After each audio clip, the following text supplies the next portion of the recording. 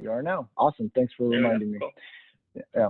I think in many ways, though, the COVID pandemic has actually brought us closer together. I think, if we've learned anything over the last couple of months, it's that no matter the physical distance between us, we must stay connected to you. We must continue to add value to your lives and business. And we must demonstrate to each and every one of you that we genuinely care about your health and well-being, which is why we sent out those COVID quarantine care packages to your homes last week. We'll get through this together. And if you didn't get a care package, maybe your home address isn't updated with your office administrator. We've got a couple of them left. So if you want one, email us and we'll try to get one out to you guys. So with that, today we have a very special guest. Many of you are familiar with Inman News. If you're not a subscriber, you will be after today's session. They've become the leading media outlet covering all aspects of our dynamic industry. I mean, their conferences draw thousands of real estate professionals from all over the country and even the world. I mean, they bring together the biggest names in our industry. I'm talking about Kelman, Barton, Gorman, Umansky, Sirhant, Refkin, and Wu, just to name a few. I mean, these are the CEOs of the largest and most influential real estate movers and shakers. I religiously attended the Inman conference for the last 6 or 7 years, and I'll tell you why I make it a point to attend. I mean, during what other event or venue do you get the opportunity to hear directly from the CEOs of Redfin and Zillow and Coldwell Banker and the agency Encompass and Open Door? I mean, these are the companies that are shaping the future of real estate. And if you want to be a full service real estate agent, providing your clients with the most current industry data, I mean, Brad and his group give you all the tools and resources that you need. So with that, I'm honored and very, very proud to welcome Brad to our call. Good morning, Brad. How are you doing today? I'm doing great. And I'm really great because I get to be here. I'm excited to be here. Excellent. Thanks for being on with us today. So I have my first question for you is really about this daily dispatch that you've been doing. You've been talking to all of the industry leaders over the last couple of months. And you turned that conversation into something called the Daily Dispatch. I think there's 49 of them I counted as of this morning. After speaking to all of the industry leaders, what are your biggest takeaways and what does real estate look like post-COVID, Brad? Well, the beauty of the real estate industry is the strength of the colorful people. And I don't say the word bottom in a pejorative way, but it's really a bottoms-up industry. Every community, every city, every zip code has local realtors, mortgage people. Then the top of the pyramid are all these executives. The beauty of right now, all these executives, we're all equal. They're in their kitchen and their living rooms and their offices. And so getting to know them, I know them all more or less, but I didn't really know them. Like this group, I'm here with you. The beauty of this really horrible situation we're in is we're building new relationships. I mean, this morning I spoke in Buenos Aires. I took Zoom flight 2220 and landed in Buenos Aires in Argentina and spoke to 500 real estate people in Argentina. Then I flew back to Atlanta and now I'm back in LA and Southern California. I don't know if you know, Zoom Airlines market cap is greater than all the largest airlines in the world. Can you believe it? So yeah. Zoom Airlines, unbelievable. So going into the living rooms, all these executives where they're, they got to come down to earth. They don't have their posse and their wingmen and women and their PR people. And, and you talk to them in passing and they're very guarded. Whereas when you're in someone's living room, as a realtor knows, we don't let many people into our living rooms. We usually let a realtor to give us an estimate of the value of the house. So that's probably the biggest takeaway is seeing these people at a more human level. Helen Hanna, she's a big broker out of Pittsburgh, really sharp woman, older, real savvy, tough Pittsburgh Steeler-like, and she, I said, whatever prepared you for this, Helen, in your life? What gave you the strength to, put one foot in front of the other? I mean, I don't know about you all, but sometimes you just don't want to get out of bed, right? Or you want to crawl back into bed around 11 o'clock. And getting the strength to get going and keep going is hard some days. And out of the blue, and I didn't really know Helen. I knew her like a lot of these in passing. When people are too busy, you're running around hurried, you have a conversation, you go to the next one. And, that physical thing that we all miss is sometimes kind of empty. It's not very sincere. So what does Helen tell me? She goes, when I lost my son. And she never said that publicly to anybody other than her family. And I have children, and I got chills. Even when I tell the story now, I just stopped. And for anyone that's lost a child, I have such, I have empathy only because I'm a parent, but empathy not because I've ever had that experience. So, Robert Refkin, CEO of Compass, he was in a little farmhouse with his family. He had all his kids, his wife, he had his mother. I think he had an aunt, and he had a good friend who was suffering from diabetes that he took in to help out. So I don't know, just seeing Robert Redford instead of this big shot on a big stage in New York City or somewhere. So I think that's been, just the whole human dimension of this thing has been crazy. But did I tell you about the unicorns? No, tell us. Okay, I have a 4-year-old daughter, Quinny, and she keeps saying, Papa, you can talk to unicorns. So I said, okay, girl. And one day I look out my window, I'm all alone here. My wife Yaz had to go help get her mother to Morocco. And I looked out the window, and guess what? There were unicorns grazing in my front yard. After a few days, I got up the courage to open the door, and guess what? My granddaughter Quinny was right. Unicorns talk. They're also immune from the virus. So I'm chatting them up. And then finally, Yaz, my wife, is coming back to LA. In the morning, I'm going to go pick her up at LAX. I go out, talk to the unicorns. I said, hey, Bradley, this is our last day chatting you up.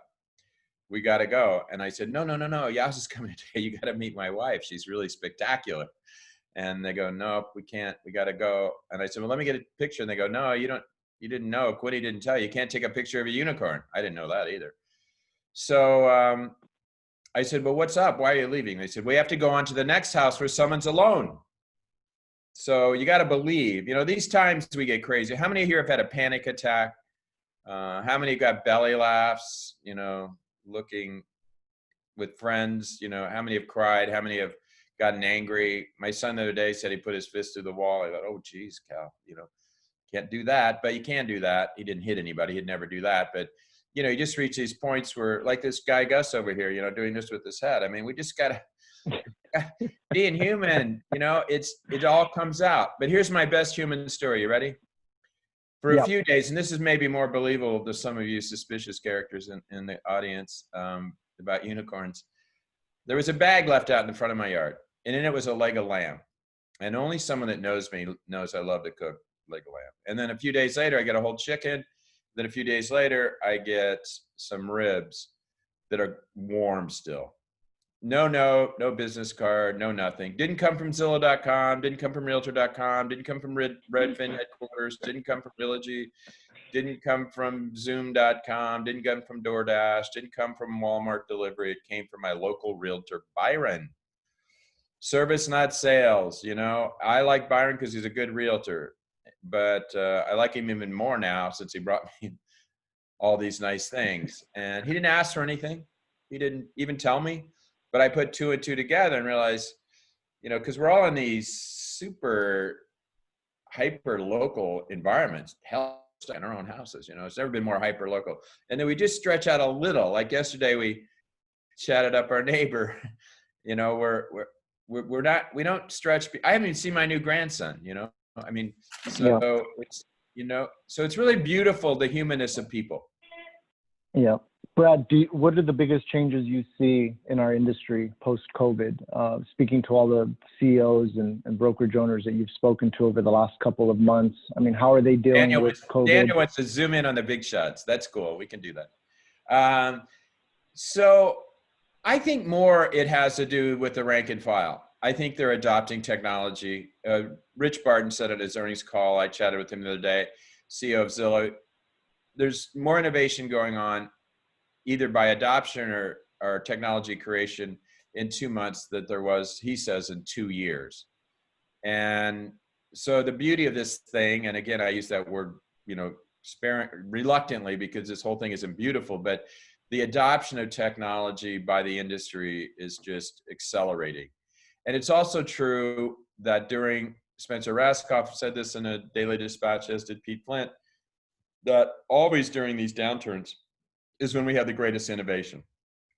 I mean, it happened every time in the history of real estate technology. So those are the things that I think, you know, and for realtors, it's a great time to increase your market IQ, be more familiar with that zip code. I always say every good agent should have their zip code tattooed on their forehead, because if they should know every street, every house, every, you know, and now's the time to make sure you're on top of it. In a changing market, we need real estate professionals even more to give us good counsel and good advice.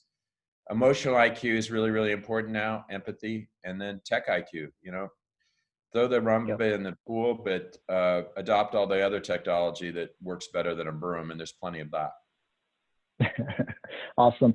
Hey, to piggyback on my last question, you said during a recent Inman Connect conference that agents will no longer be the captain of the boat and that the consumer will be at the helm. However, we'll still need agents to get everybody on and off the boat safely. What did you mean by that? Well, I don't know how many have been on a boat. I've never been on a yacht. I was wanted to.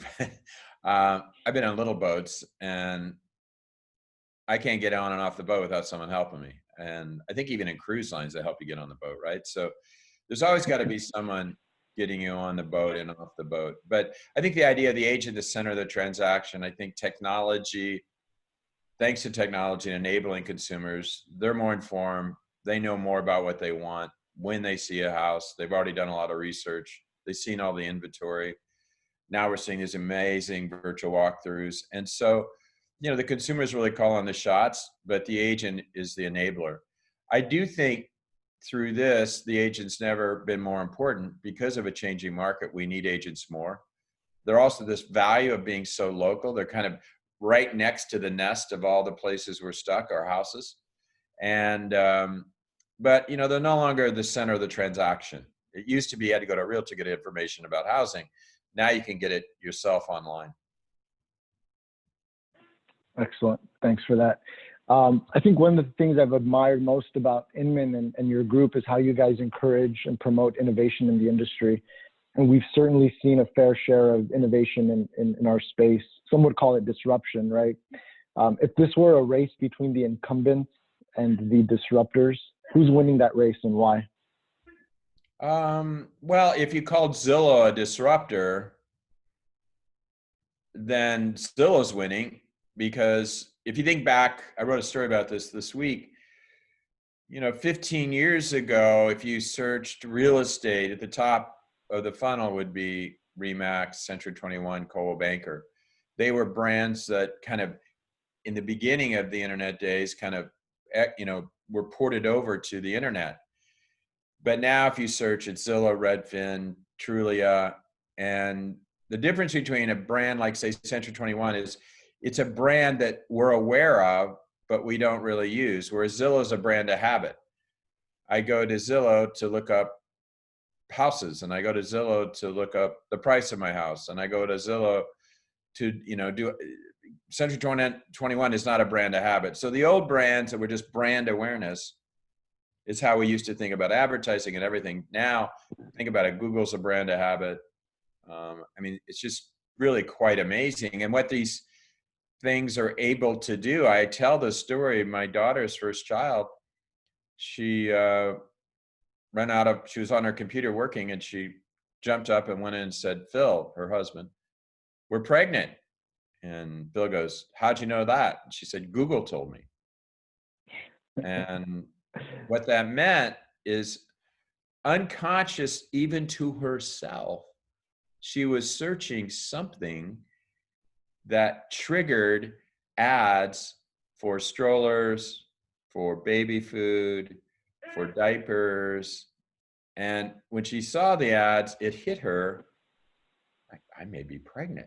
So think about it.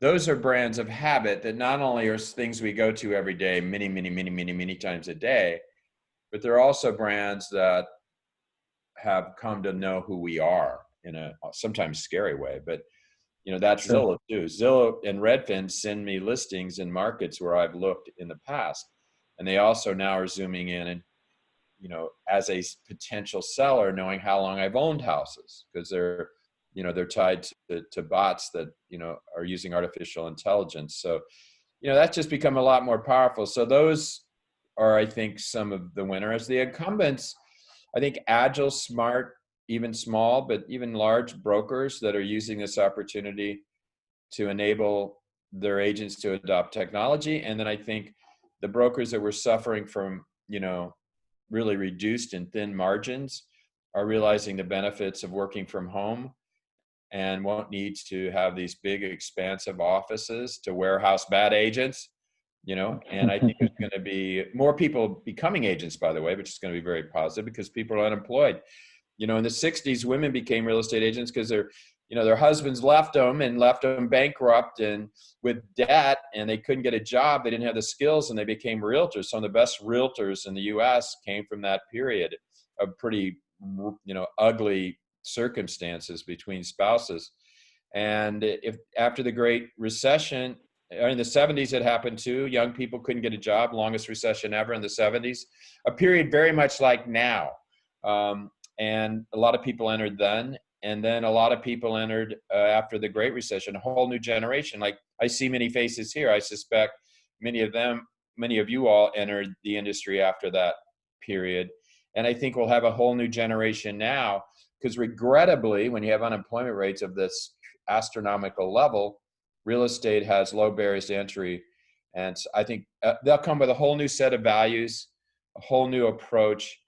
And, it's really kind of beautiful how real estate works. Awesome.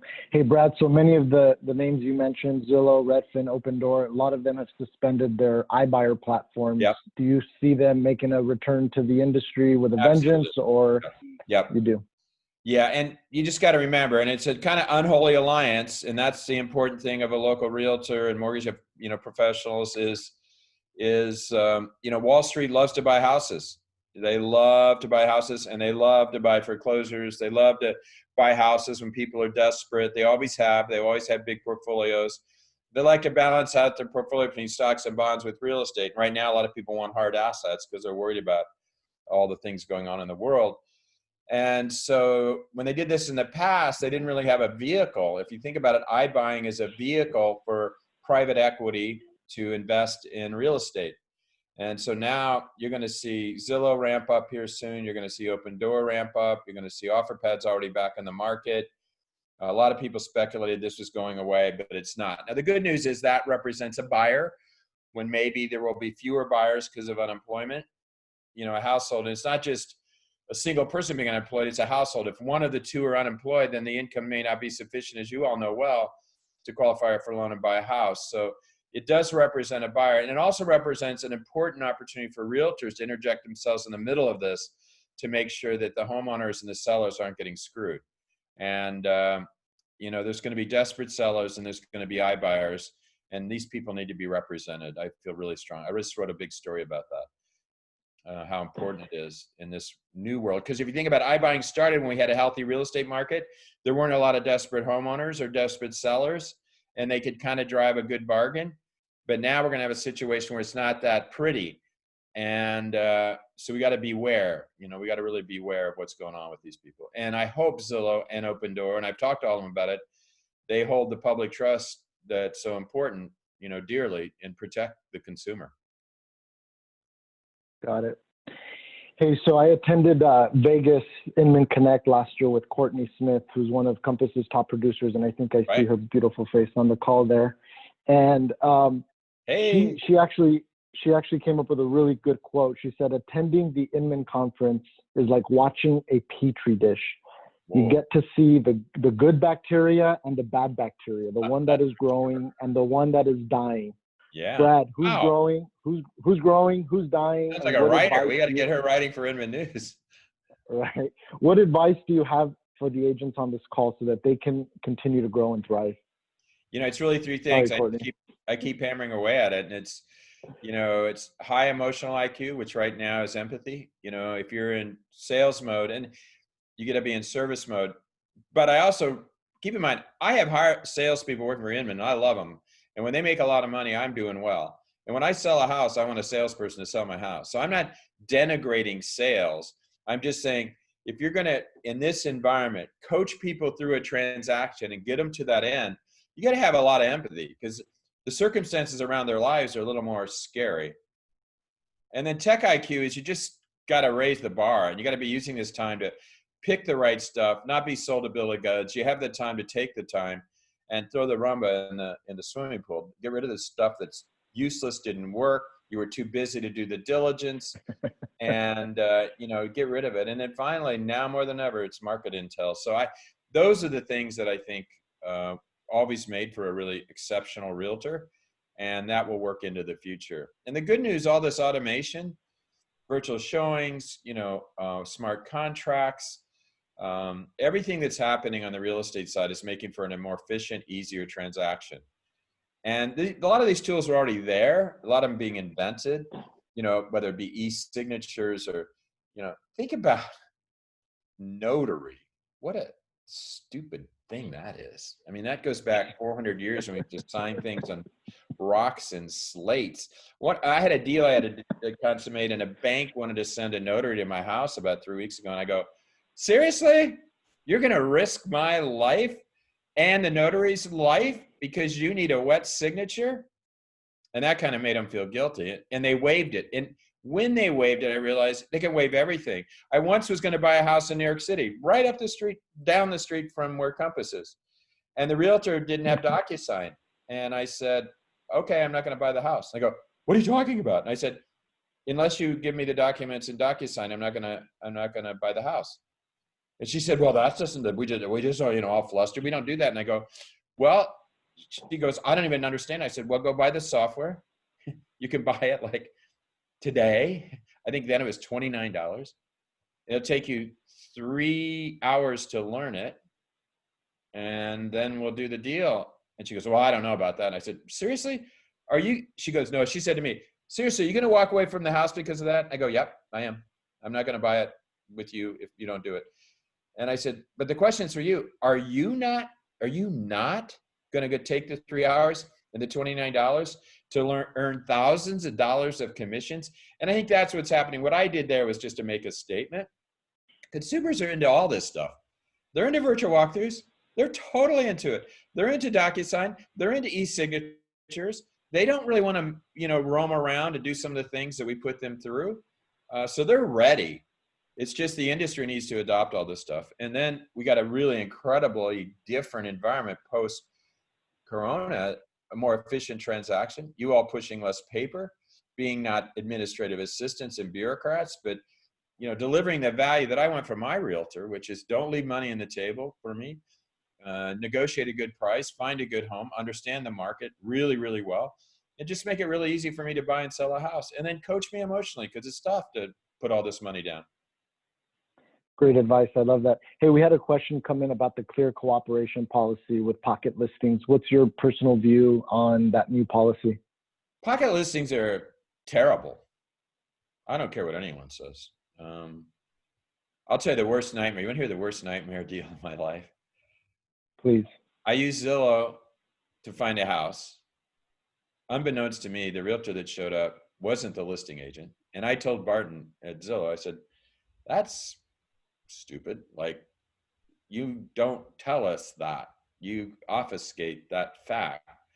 So it starts out bad. Turned out a good agent, but I honestly thought when I walked in the house, it was the listing. And why I want to see the listing agent is because that person knows more about the house than anybody, right? So boom. 2, dual agency. Oh gosh. 3, pocket listing. And 4, the couple that live in the house were breaking up and disagreed about whether or not to sell. And, we just need to look, we can't avoid the last problem, right? There's probably a lot of people, I know, on this call that don't like their spouse too much, but we can't do anything about that part. But there's certain things we all know I don't think work. And I don't think pocket listings work. I don't think dual agency works. And I don't think Zillow should be putting up faces of agents that suggest to us as consumers that that's the listing agent when they're not. And I think we can clean up all of these things. I've talked to everybody that does them, Mauricio, Robert, Rufkin, the whole gang. And I was a consumer writer for 20 years. I didn't start out being an industry person. I was a consumer writer, and I've never sold real estate. I've always been an observer. And I just don't think any of those things are good for the consumer.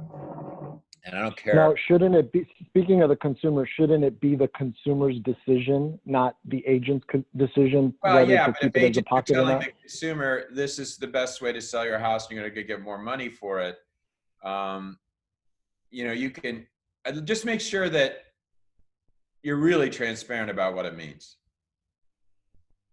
If the consumer voluntarily asks for that.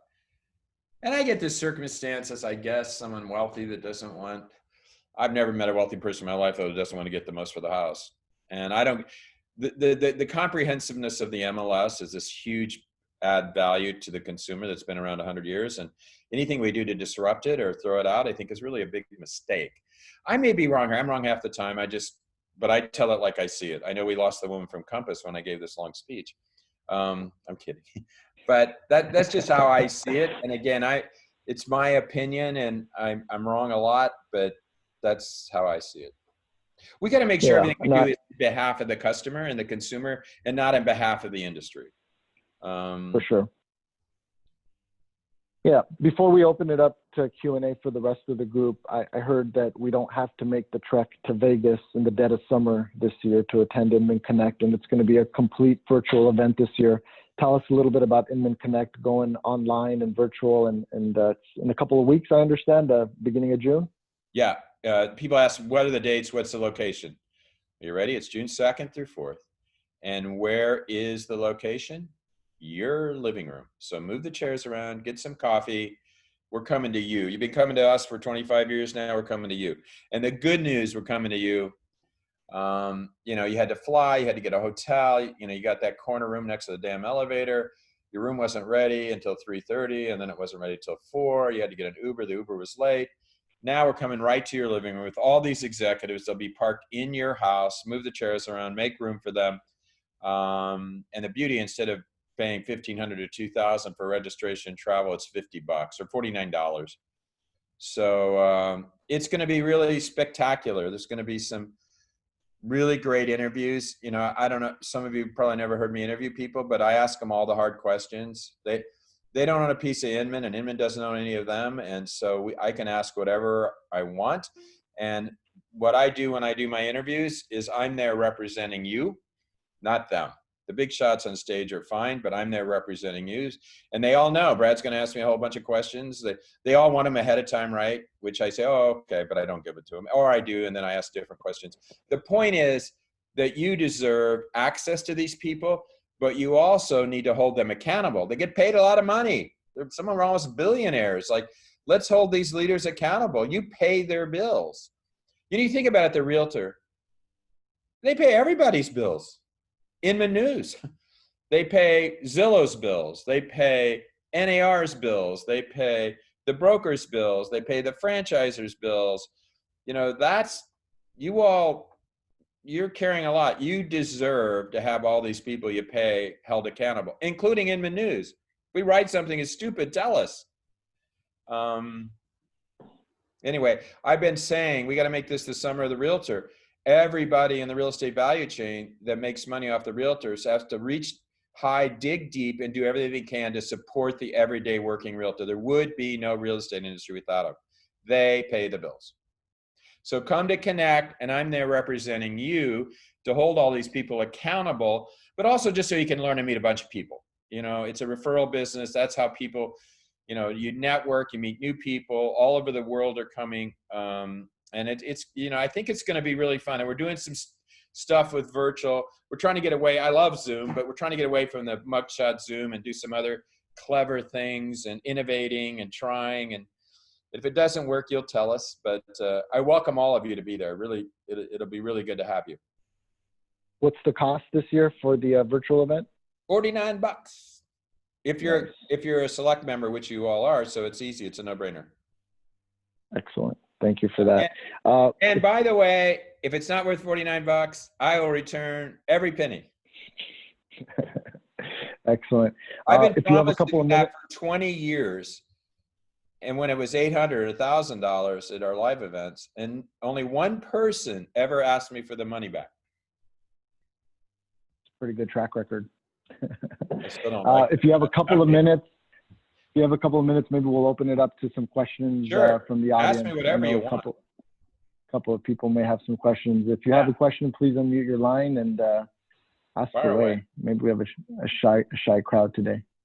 Where's Gus? I know Gus always has a question for. I do. I'm actually. It's actually a follow-up question on the previous clear cooperation policy thing. Obviously, we are pretty clear about your position, but the question is, should we as an industry dictate to the consumer how they can and cannot sell their home? Great point. Yeah, if we were in a debate, Gus, I'd say Gus made a great point. I also think the danger here is the benefit of a comprehensive database to market your house to the world could break down. And that is a consumer benefit that will erode and is eroding because of all the different things going on that have become alternatives in different ways to market houses. And I'm worried, that's my concern. I think we take away the one single most important consumer benefit of organized real estate. And I have no self-interest. I could care less. And I don't like NAR dictating anything. The origins of Inman News is when I wrote about a scandal at NAR. So I'm not carrying their water. I just think the ability to have a comprehensive, I mean, I was on the phone today with a group from Buenos Aires in Argentina, and they would kill to have an MLS because, and have you ever looked for housing in some of these places? Sure, but I don't think we're talking about losing the MLS. We're talking about, one more way for a seller to sell their home. I can tell you with 100% certainty that we've sold houses for more money privately than we would have ever been able to appraise. Yeah, and that certainly was a benefit to the seller. Why shouldn't they have that right to do it, or at least the right to choose? As long as it doesn't preserve.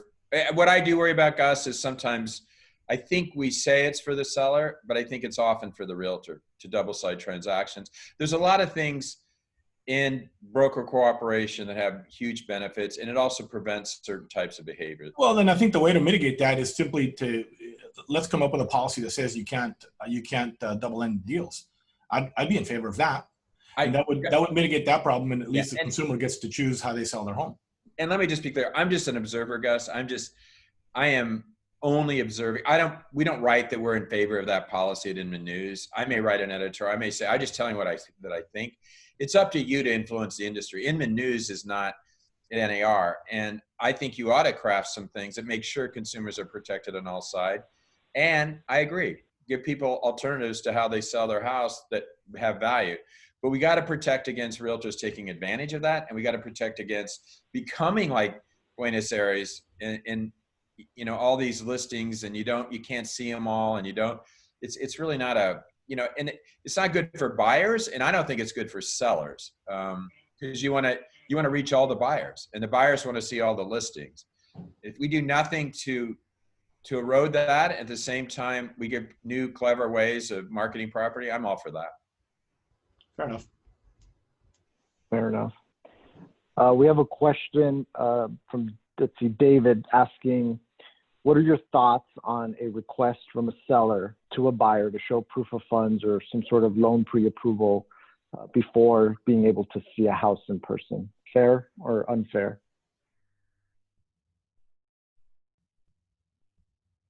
Yeah, I guess screening leads is important.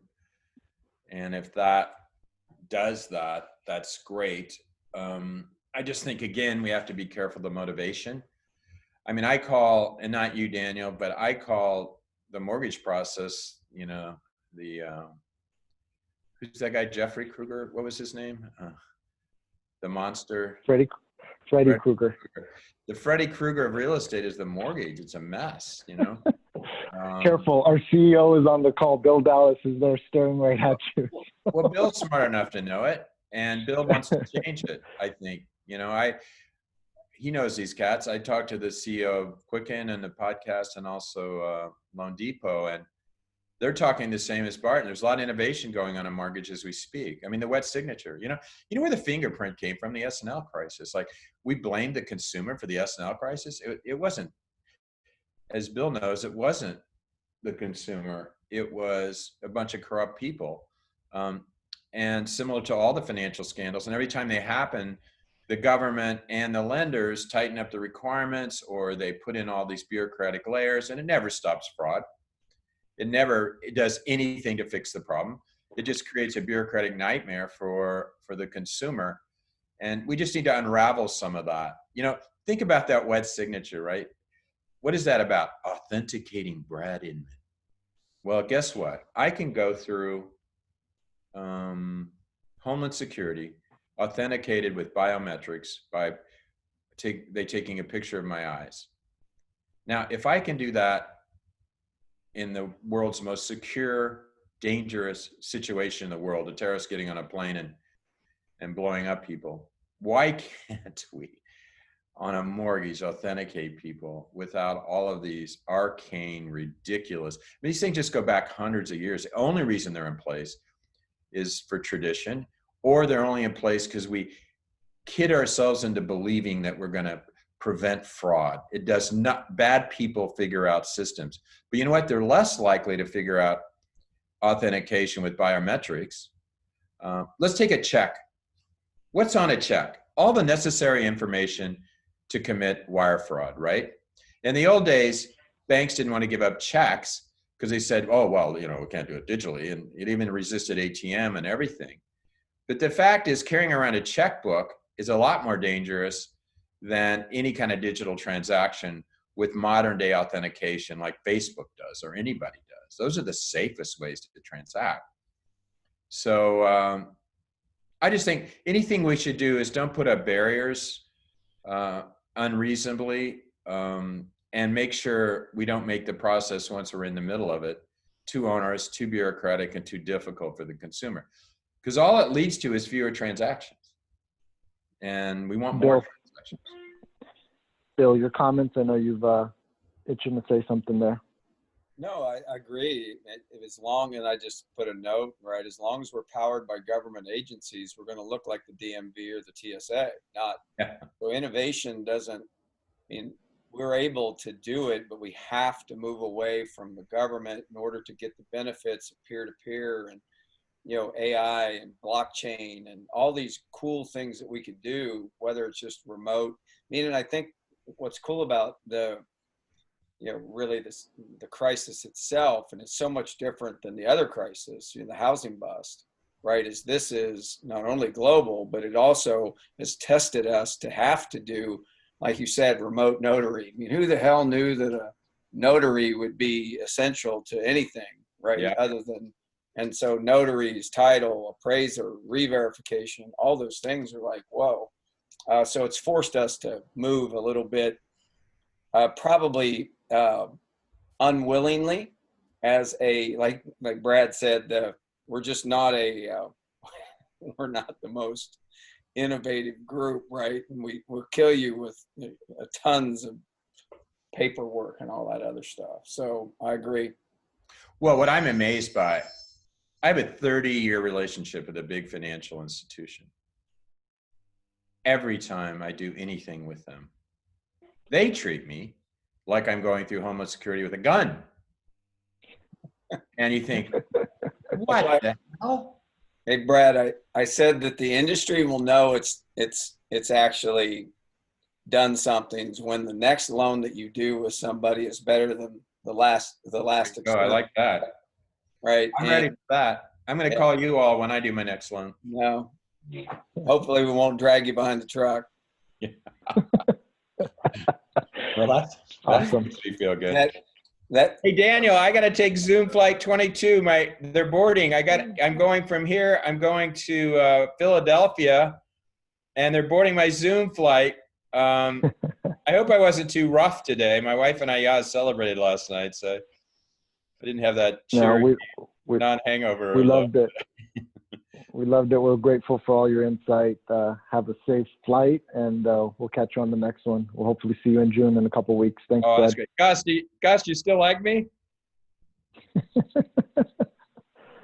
Okay. I want to make sure, Gus. Absolutely. Okay, man. I've been going to your conferences for years. I introduced Daniel to your conferences. Oh, yeah, you're the best. you did.